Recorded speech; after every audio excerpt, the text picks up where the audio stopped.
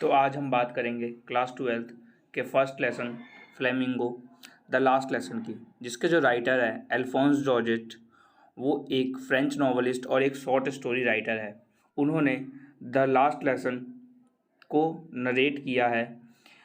ये कहानी उस समय की है जब फ्रांको पर्शियन वॉर हो रही थी, जिसमें पर्शियन देश ने फ्रांस को हरा दिया था और फ्रांस के दो शहर एल्सेस और लॉरेन डिस्ट्रिक्ट में फ्रेंच भाषा पढ़ाने पर रोक लगा दी गई थी और वहाँ पर आदेश दिया गया था कि जर्मनी पढ़ाई जाएगी।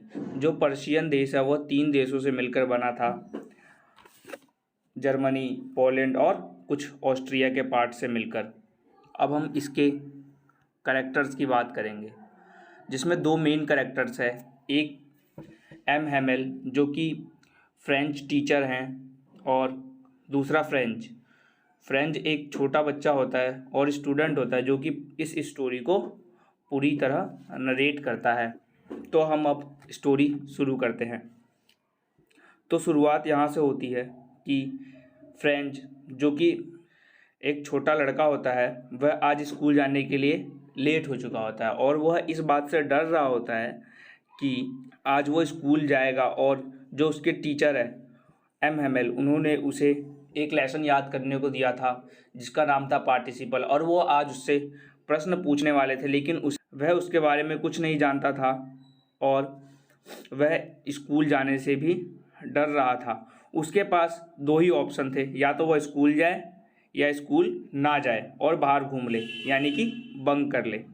और जब वो बाहर देखता है तो वो वहाँ का सीन डिस्क्राइब करता है जहाँ पे पक्षी चहचहा रहे होते हैं और पर्शियन सोल्जर्स होते हैं वो अपनी ड्रिलिंग कर रहे होते हैं, यानी कि ड्रिलिंग यानी प्रैक्टिस कर रहे होते हैं। और बाहर का नज़ारा बहुत ही अच्छा होता है, जिसको देखकर उसे अट्रैक्टिव फील तो होता है, लेकिन उसके अंदर इतनी हिम्मत नहीं होती है कि वह स्कूल ना जाए, और वह स्कूल चला जाता है। जैसे ही वह स्कूल के अंदर जाता है तो देखता है कि जहाँ पे बहुत ही ज़्यादा क्राउड हुआ करता था, जहाँ कभी भी शांति नहीं हुआ करती थी, वहाँ आज इतनी शांति थी। और वहाँ एक नोटिस बोर्ड था जिसे बुलेटिन बोर्ड के नाम से भी जाना जाता है, जहाँ पे 2 साल से बहुत ही बुरी खबरें आती थी। वहाँ पर 2 साल के अंदर कोई भी अच्छी खबरें नहीं आई थी और वहाँ आज बहुत ही भीड़ लगी होती थी, लेकिन उसके पास इतना टाइम नहीं होता है कि वह वहाँ जाए और पता करे कि वहाँ भीड़ क्यों लगी है। उतने में वहाँ पे एक ब्लैक स्मिथ होता है, वह उसे बुलाता है और कहता है कि यहाँ पे आकर देख लो क्या हो रहा है, तुम्हारे पास बहुत टाइम है। उसे पता चल जाता है कि वह उसका मजाक उड़ा रहे हैं और वह उनको ध्यान ना देकर जल्दी जल्दी अपनी क्लास की ओर जाता है। क्लास में पहुंचकर वह खिड़की से अंदर देखता है तो उसे दिखता है कि आज सारे बच्चे अपनी सीट पर बैठे हैं और कोई भी नॉइज़ नहीं कर रहा, बिल्कुल शांति है जितनी पहले कभी नहीं हुई थी। और पहले बिल्कुल शोर हुआ होता था, जैसे डेस्क खिसकना, टीचर का स्केल बजाना बेंच पर। आज कुछ भी नहीं, बिल्कुल शांति थी, जैसे संडे मॉर्निंग की तरह शांति हुआ करती थी। और वह देखता है कि क्लास में बिल्कुल शांति है, सारे बच्चे अपनी सीट पर बैठे हुए हैं और उसके अंदर हिम्मत नहीं होती और उसे डर लगता है कि मैं क्लास में जाऊंगा तो मेरे को एम हेमेल सर डांटेंगे, और वह यह सोचकर बाहर खड़ा होता है। एम हेमेल अंदर स्केल अपने दोनों आर्म के बीच में दबाए हुए इधर उधर टहल रहा होता है। उतने में हिम्मत कर फ्रेंच क्लास के अंदर जाता है और क्लास के अंदर जाते ही एक्सपेक्ट नहीं किया होता है कि एम हेमेल उसे इतने प्यार से बात करेंगे और उसे कहेंगे, आ गए छोटे फ्रेंच, हम तुम्हारे बिना ही शुरू करने जा रहे थे, जाकर अपनी सीट पर बैठो। यह सब देखकर उसे आज अलग ही महसूस हो रहा होता है और वह ये भी नोटिस करता है कि जो एम हेमेल थे उन्होंने आज beautiful green coat, frilled shirt और लिटिल ब्लैक सिल्क कैप पहनी थी, जो कि कोई भी उस टाइम पर पहनते थे स्कूल में, जब उनके स्कूल में कोई प्राइज डिस्ट्रीब्यूटिंग सेरेमनी हो या इंस्पेक्शन डे हो। और यह सब देखकर उसको अजीब लगता है और वह यह भी देखता है कि जो कि क्लास की जो लास्ट बेंच होती थी, जो हमेशा एम्प्टी रहती थी, वो आज भरी हुई है। वहाँ पर गांव के विलेजर्स बैठे हुए हैं और हाउजर जो कि पहले मेयर रह चुके हैं, वो भी पोस्टमास्टर एट्सेट्रा, ये सब लोग भी वहाँ बैठे हुए हैं और वो सारे बहुत ही सैड दिख रहे हैं। जो हाउजर थे, जो कि रिटायर्ड मेयर रह चुके थे, वो अपने साथ एक प्राइमरी क्लास की बुक भी लेकर आए थे, जिस पे उन्होंने अपना चश्मा उतार कर रख रखा था। और फ्रेंच ये सब देखकर बहुत ही कंफ्यूज हो जाता है और वो पता नहीं क्या सोचने लगता है। उतने में एमएमएल कहते हैं, आज हम शुरू करेंगे अपना लास्ट लेसन। आज तुम्हारा सिर्फ लास्ट लेसन पढ़ाऊँगा, क्योंकि पर्शियन सोल्जर्स ने फ्रांस को हरा दिया था, जिस वजह से बर्लिन से यह ऑर्डर आए हैं कि अब यहाँ पर फ्रेंच लैंग्वेज नहीं पढ़ाई जाएगी। और यह इसीलिए यह आज फ्रेंच लैंग्वेज का लास्ट लेसन है। जो फ्रांस के 2 डिस्ट्रिक्ट है, यहाँ पर फ्रेंच पढ़ाना बंद कर दिया गया है और तुम्हारे को जर्मनी पढ़ाई जाएगी, जिसके जो तुम्हारे नए टीचर है जर्मनी सब्जेक्ट के, वह यहाँ पे कल से आ जाएंगे। यह सुनकर फ्रेंच बिल्कुल शॉक्ड हो जाता है और कहता है, these words are thunder clap for me. मतलब कि वह जो बातें थी उसके लिए बिल्कुल एक थंडर क्लैप की तरह थी। वह यह भी सोचता है कि मतलब जो बुलेटिन बोर्ड पर भीड़ लगी थी, वह इसी खबर को लेकर लगी थी। और अब वह सोचता है कि मुझे तो अब यहाँ पर फ्रेंच पढ़ाना बंद कर दी गई है और मुझे तो फ्रेंच का ए अक्षर भी नहीं आता। वह अब रिग्रेट फील करता है और सोचता है कि काश मैंने नदी के पास समय जाकर ना बिताया होता और बर्ड्स को चहचहाते हुए ना देखा होता, तो आज मैं फ्रेंच सीख चुका होता। वह सोचता है कि जो इतने साल से मैं अपने बस्ते में किताबें लेकर आ रहा था और जो चीज़ें लेकर आ था, वो सडनली अब मेरे को नहीं लानी है, और जो कि मेरी पुरानी दोस्त बन चुकी थी, जिन्हें छोड़ना अब मुश्किल हो गया है। इसीलिए जो फ्रेंच है अपना सोचता है कि मेरे को अपना एटीट्यूड चेंज करना चाहिए और एमएमएल जो बातें बता रहे हैं वो मुझे और ध्यान से सुननी चाहिए। अब फ्रेंच की बारी आ जाती है और एमएमएल उसे बोलते हैं कि फ्रेंच खड़े हो जाओ और तुम अब पार्टिसिपल का टॉपिक सुनाओ। यह सुनकर फ्रेंच बिल्कुल शांत हो जाता है और क्योंकि उसे कुछ आता ही नहीं था, वह सुनाए क्या।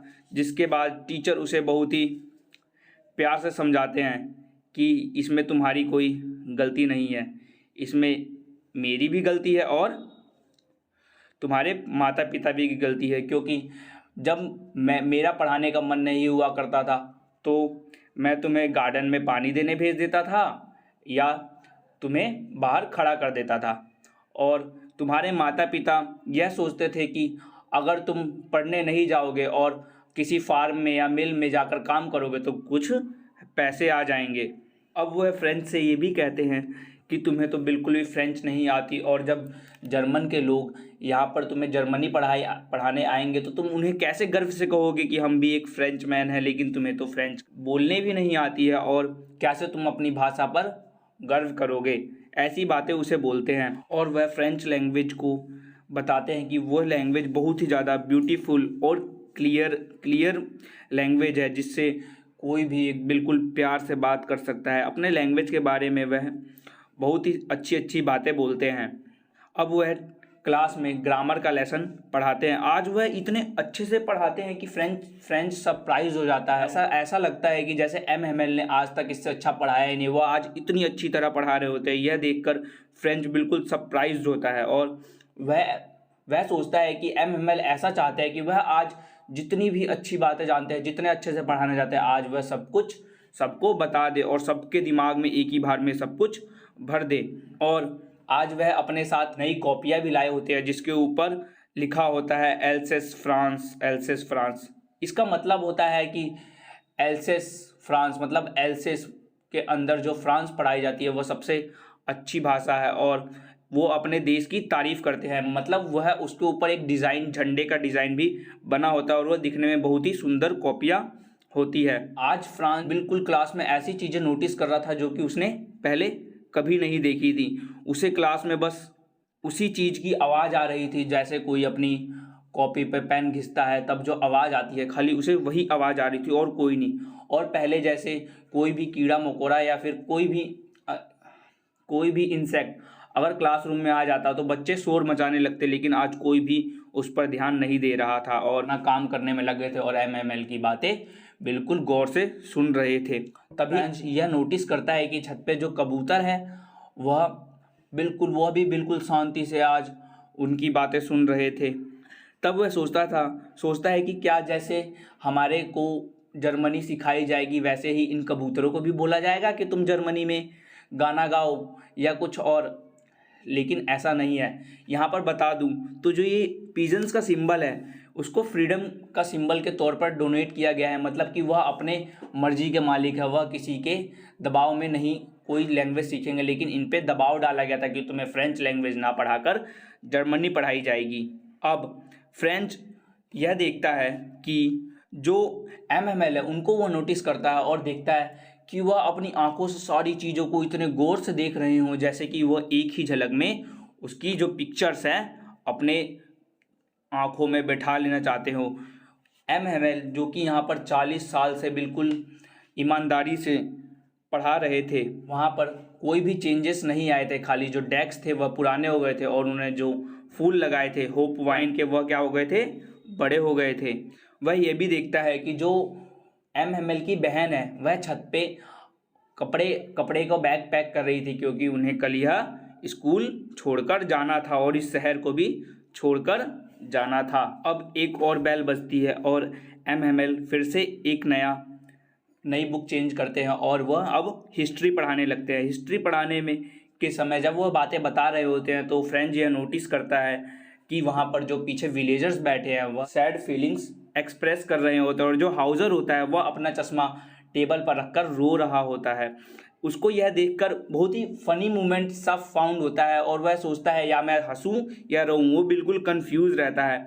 कुछ ही देर बाद चर्च की घंटी बज जाती है और जो पर्शियन सोल्जर्स होते हैं जो कि ड्रिल कर रहे थे वो अपने ड्रिल से वापस आ रहे होते हैं और MML का फेस क्या हो जाता है उस समय बिल्कुल डल हो जाता है, बिल्कुल कलर लेस सा लगने लगता है और वह कुछ किसी से नहीं बोलते, सामने की तरफ देखकर और पीछे मुड़ जाते हैं और ब्लैक बोर्ड पर वह लिखते हैं कि वीवा ले फ्रांस, जिसका मतलब होता है कि लॉन्ग लीव फ्रांस, मतलब फ्रांस अमर रहे। और वह यह बात लिखकर आगे मुड़ जाते हैं और बिल्कुल सैड होकर बिल्कुल कुछ भी नहीं बोलते और बिल्कुल शांत खड़े होकर हाथों से एक जेस्चर करते हैं, जिससे बच्चे यह समझ जाते हैं कि अब छुट्टी हो गई है और अब घर जाने का वक्त हो गया है। सभी बच्चे घर चले जाते हैं और यहाँ पे यह स्टोरी ख़त्म हो जाती है। इसके बाद अब हम यह जानेंगे कि जो ऑथर हैं अल्फोंस जॉर्जेस, उन्होंने इस स्टोरी के माध्यम से हमें 2 तरह के मैसेज देने की कोशिश की है। पहला, जो इम्पोर्टेंस ऑफ हमारी जो मदर टंग होती है, जो इम्पोर्टेंस होती है हमारी खुद की देश के भाषा की, उसकी महत्व क्या है। और दूसरा, जो वहाँ के जो डिस्ट्रिक्ट से लॉरेन और एल्सेस, वहाँ पर उनके लोगों पर उस वॉर का क्या असर पड़ा था। इन 2 चीज़ों के बारे में वह स्टोरी के माध्यम से हमें बताना चाहते हैं। अगर आपको वीडियो अच्छी लगी हो या फिर समझ आ गई हो तो कमेंट सेक्शन में इन 3 क्वेश्चन को जवाब जरूर दें। पहला, व्हाट डू पिजन्स रिप्रेजेंटिंग, जो पिजन्स थे वो क्या रिप्रेजेंट कर रहे थे। जैसा कि मैंने वीडियो में बताया था, आपको इसका आंसर देना है। What is the meaning of Viva ले फ्रांस, मतलब कि जो वीवा ले फ्रांस था उसका मतलब क्या था, उन्होंने यह क्यों लिखा था। और तीसरा क्वेश्चन जो कि लास्ट है, what had been put up on bulletin board, जो बुलेटिन बोर्ड था उस पर क्या लिखा था, वहाँ पर भीड़ क्यों लगी थी। अगर वीडियो पसंद आई हो तो वीडियो को लाइक और शेयर ज़रूर करें और ऐसी ही और वीडियोस पाने के लिए हमारे चैनल को सब्सक्राइब करें। तो अब मिलते हैं अगली वीडियो के साथ। Thank you.